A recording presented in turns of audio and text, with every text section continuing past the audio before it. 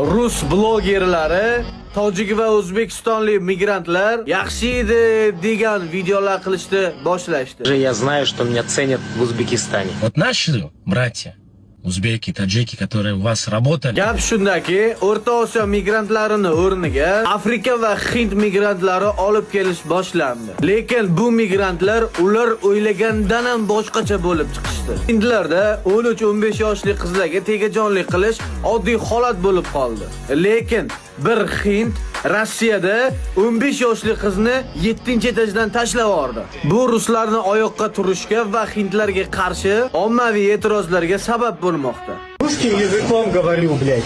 Принеси таких хуй 10 штук. Understand? Understand, Gail.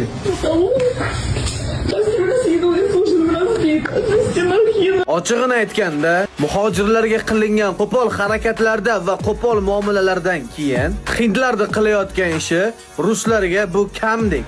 Nimani xor qilsang, shunga zor bo'lasan degan maqol bor. O'zbeklarning qadriga yetmadi va nihoyat mana Afrika va Hindlardan kelgan migrantlar o'zlarini ko'rsatishyapti. Mana shu videoga bitta like bosinglar. Bu videoga bo'lgan fikringiz qanaqa? Kommentariyada yozib qoldiringlar.